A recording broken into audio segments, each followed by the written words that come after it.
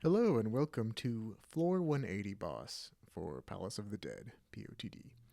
Now I'm going to give you a new strategy, or at least new to me, for Gunbreaker to survive 4 Meteors. And this should work as of patch 7.5 Dawn Trail.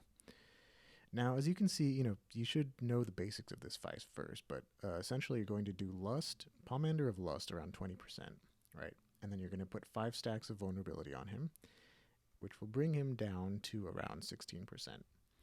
And then you take off Lust, and hopefully you have Sustaining Potion on constantly. You should never have your Sustaining Potion off, which I did, I had it off here, but you can ignore that. So the other mistake here I did actually, so this is going to show you that you can survive 4 Meteors even if you have unoptimal starting.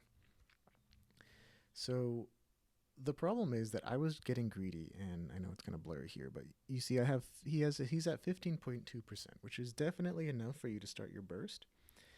But unfortunately, I got greedy. I did 2 AoEs, and then I got him exactly to 15%, which would have been great, except then my character just did an auto attack right there.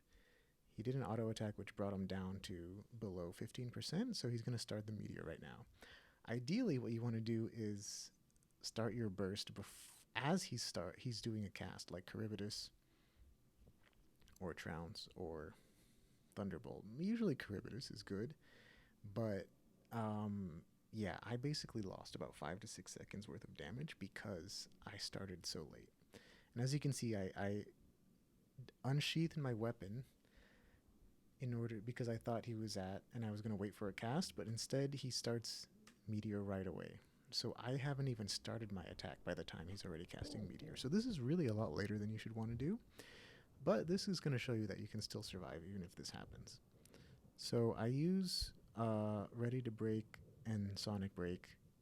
No Mercy and then Ready to Break and Sonic Break. Now I did that before even using a Strength Tincture. And you're going to need a Strength Tincture. This is a grade 3 Tincture of Strength. And you're also obviously going to need your Strength Pomander, and having a Steel is also helpful, Pomander of Steel. So those 3 things are essential for you to do enough DPS to survive this. So grade 3 Tincture of Strength.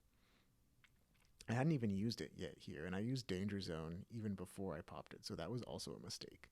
So I lost a good amount of DPS doing that, but in any case, it still worked out, so I'm going to show you how that happened. So I use it there by the time the first meteor hits, and then I go into my Gnashing Fang combo.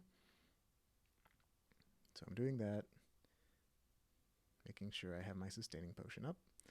And then right before the second meteor hits, I use Super Bullied, which will make me invulnerable to it.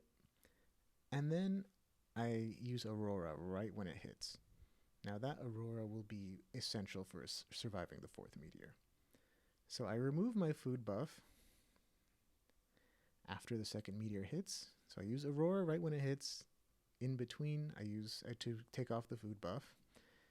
Keep attacking. I use Bursting Strike right there.